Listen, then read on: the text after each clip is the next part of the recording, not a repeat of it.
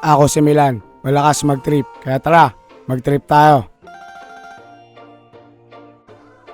Let's go! Isa na naman matinding laban ang ipapakita natin dito. Nung umaga nito, nagkaroon din ng sunog sa Isla Puting Bato. Ito naman yung kinagabihan ngayon. Nagkaroon din tayo ng alarma rito sa may Dos Castillas, Sampaloc, Manila. Sa may Dangwa lang din to. Isa matinding laban na naman na magaganap dito. Itong araw na to talagang sobrang pagod ng mga tropang bombero natin. Isipin nyo, nagkaroon na sunog sa may Isla Puting Bato. Tapos ito naman ngayon tayo nung kinagabihan. Naganap to noong November 24, 2024. Kaya ito, medyo late na natin to ma-upload. Sobrang sakit talaga nalalamunan, pero dahil sa dami naghahanap, eto na, babanatan na natin to kahit sobrang sakit pa nalalamunan natin. Kaya pagpasensya nyo na muna yung voice over natin ngayon dahil medyo husky tayo. Wala pa naman sana talaga akong balak i-upload to, pero sa dami na naghahanap, eto, babanatan na natin to. Pag tutri naman ng mga tropa natin, naghanap na agad ng bubutasan to, kaso yung bubutasan sana nila nagkaroon ng problema sa pump, kaya nalipat natin to. Medyo natagalan tayo bago nagkaroon ng tubig dito. Bali, lumipat na lang tayo ng butas dito sa mga tropa natin, mga taga Norton, kala Norton. Maraming salamat sa pagbigay ng butas sa atin, mga lodi. Bali, nag-aantay lang yung mga tropa natin dito lang mabigay lang tubig. Papasokin din lang ito ng mga tropa natin once magkaroon tayo ng tubig dito. Nung nagkaroon sila dito ng tubig, ito papasokin na rin agad ng mga tropa natin to. Babaratan na rin nila agad to. Palalamigin lang nito konti yung paligid, tapos papasokin na rin to agad. So paano, pasundot-sundot na lang muna tayo ng voice over. Makawa na kayo sa lalamunan natin. Alam ko masakit na sa tenga yung normal ko na boses, lalo sasakit ngayon. Alam ko matagal lang nagtitiis sa voice over natin, pero ngayon mas lalo kayo magtitiis sa naririnig nyo. Kaya maraming salamat sa pag-intindi nyo, mga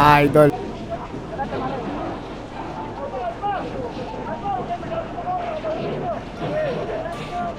Big thank you sa tropa natin na nag-alala sa atin dito. Maraming salamat sa binigay mong info. Tirahin yung bawal para di lumano.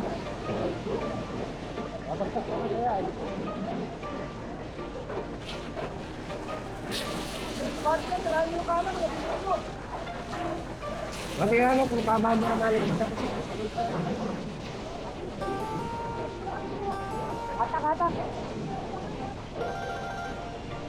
Eto, pinapasok na ng OIC natin dito sa Inoklok para mas mabira pa na maigi kasi medyo malayo-layo tayo. Kung doon tayo sa may bandang labas, kaya naman pasukin to, kaya pinapasok na yung mga tropa natin. Bali, doble ingat na lang din talaga yung mga tropa natin dito kasi pinasok nila to na may nakatayong bakal dito na mayroong bubong. Ito kasi maaari bumagsak rito, pero sa tingin naman ng mga tropa natin, kaya naman to. At dahil meron tayong dalawang probe rito, eto, tuturuan ulit ng mga tropa natin. Saktong-sakto, eto, unang laban lang din ito sa totoong laban. Kung maalala nyo, nagpa-training tayo nakaraan dito sa may headquarter namin. Siya yung babae doon na nagtitraining. Ito na yung pinakaunang laban niya talaga rito, kaya ito masusubok na rin siya rito. At dahil sa babae ito at medyo bago-bago pa talaga, kailangan talaga lalahan maigi ito. Pero pagtagal naman nito, hayaan na lang din natin to kung saan na magiging mandirigma ito. Abayaan mo na lagi rin may responde at lumalaban. Tingnan mo pagtagal niya, mandirigma na rin niya. Parang wala na lang tingnan, hayaan mo na lang mag-isa yan.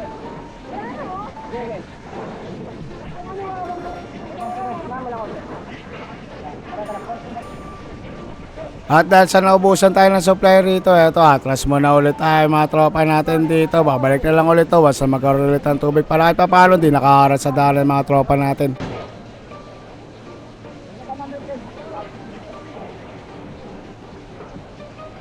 At nung nagkaroon ulit ng pressure ng hostel, eto, bakbak ulit mga tropa ang bip-bip natin dito. Simprobe pa rin may ahok na linya natin. Ito, alalayan pa rin siya rito nila Nokia at OG. Sige, alala kita.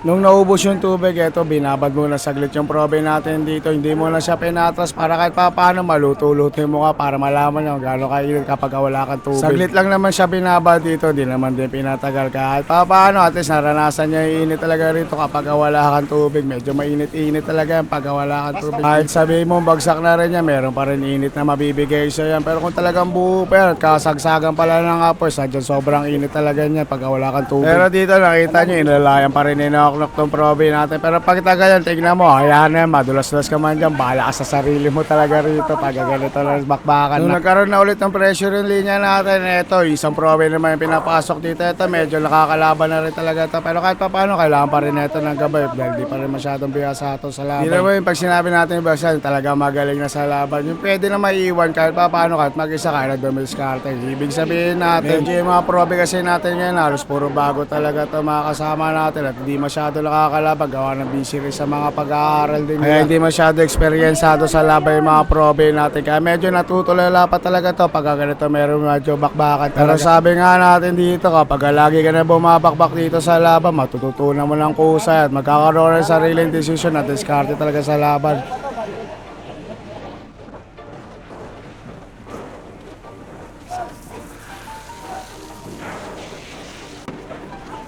Aaron, bakit na? Gusto mo na po. Gusto mo na po! Kaya ako ate, nakata ko na. Meron na. Lagi na pinsi, kumaya ko.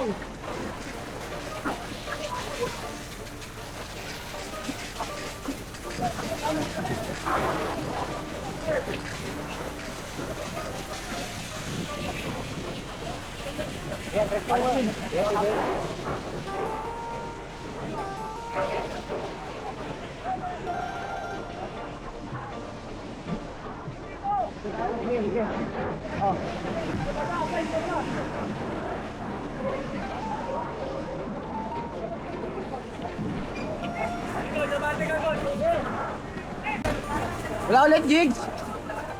Wala ulit!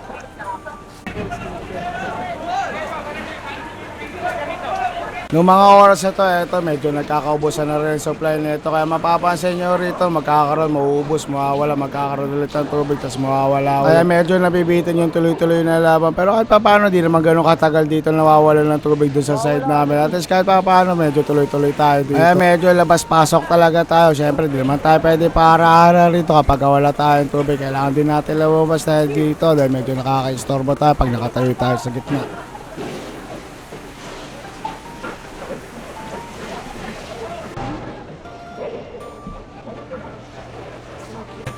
Ingat na kayo, baka putas sa mga ha?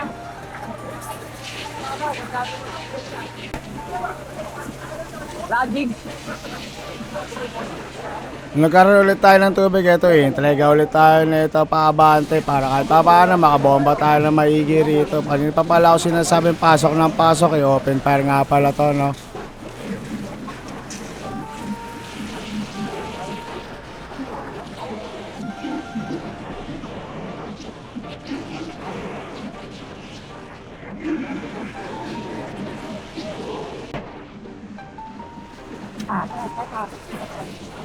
Atak, Eric! Atak!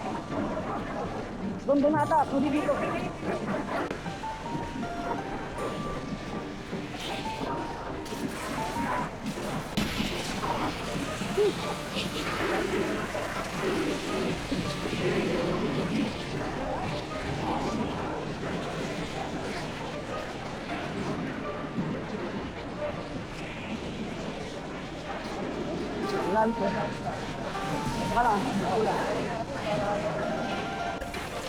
Wala na naman. Dami pa yan.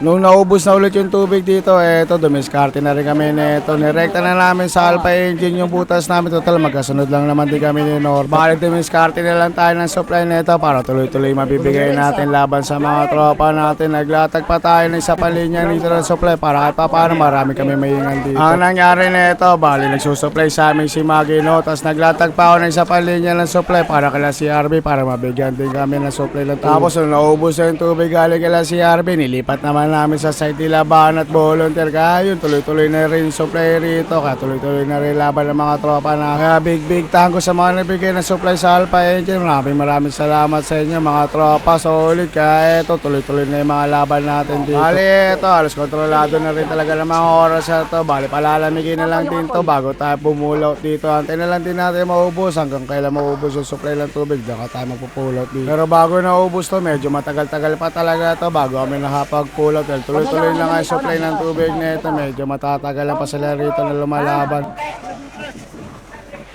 Dito. At pa.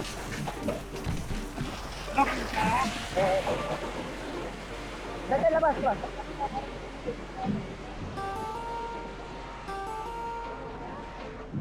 Ha?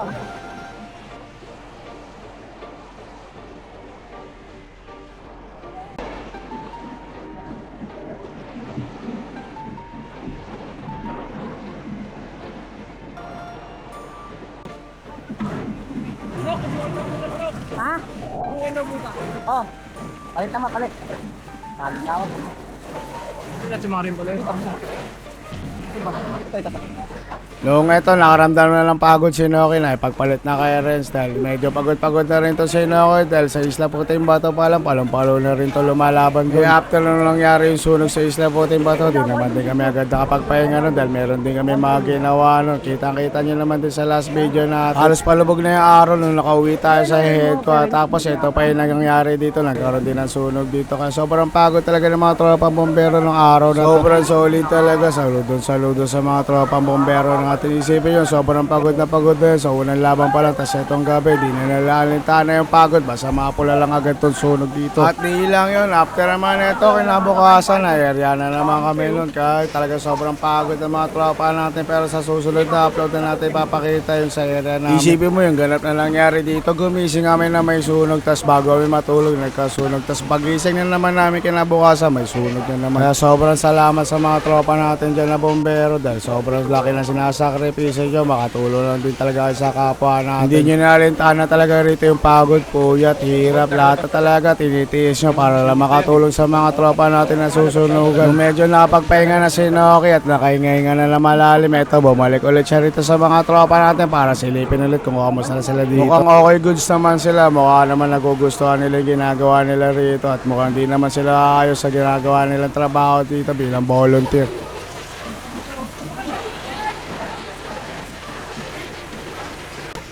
Pabay mo to. Palitan na kayo. Ariyan, pabay mo. Ay, ikaw na lagi. Natuloy. Yan, dyan na lang. Pag medyo bago-bago ko talaga, parang ayaw mo talaga bigayin nozzle dito. Parang bola lang sa basketball yan. Buhaya ka lang, ikaw lang lagi may hawak ng bola.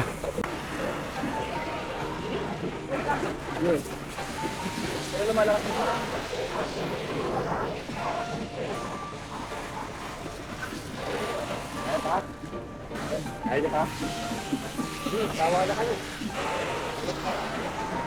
Huwag mo tawag na tao. Kasi tawag dito yan. May tao na dyan. Kayo bilang. Hanggang pa yung ginagawa mo.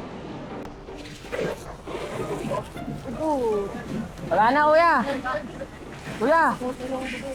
Kuya, wala na. Oo. Nung naubos na talaga yung supply, eto, nagdesisyon na rin mag-pull out yung mga tropa natin. At all goods naman at kontrolado na yung sunog dito. Kaya eto, mag-pull out na rin yung mga tropa natin. Eto nga, sakto, nung sasabihin ko sana sa kanila na wala ng tubig, nakasalubo ko naman din sila rito. Pabalik na rin sana sila sa truck para sabihin na puputulin. Bali, waiting na lang din tayo makapagawa na dito kung may aabante o attract sa mga truck dito bago tayo makapagawa na. Pero bago tayo magawa na ito, magpipitik muna tayo sa mga tropa natin na makukulit. Sana ulit sa vlog natin. Shoutout sa lahat ng mga At syempre, shoutout din sa North Tondo sa nabigay sa atin ng unang butas dito. Napamabisa talaga. Salamat sa inyo mga lodi. At syempre, big shoutout din sa CRB family. Mabisa talaga itong mga tropa natin dito. Mapasupply sa atin, mapabutas tayo sa kanila. Di tayo pinababayaan na ito. Boss nila. Let's go! Let's go! Tayo, huli ka. Gusto ka naman. Nung nakapagkabantihan na ito, makapagwanay na rin tayo na ito. Kinamusta pa tayo dito na Sir Ronald. Salamat sa iyo, Sir. Napakasipag mo talaga rin, Sponte. Lagi ka namin nakakasama. And finally, makapagpahinga na rin mga tropa natin. Sobrang pagod talaga nung araw na to. Sobrang dami talaga na nangyari. Kaya yun, pagka uwi natin dito, medyo may kulitan pa rito. Wala, si Dres! Baba to para makita mo na. So paano, dito ko na rin tatapusin tong page na to. Lagi kong papaalala sa inyo na 10, 0, keep safe everyone. Huwag yung nakagis yung helmet, keep yung nakagis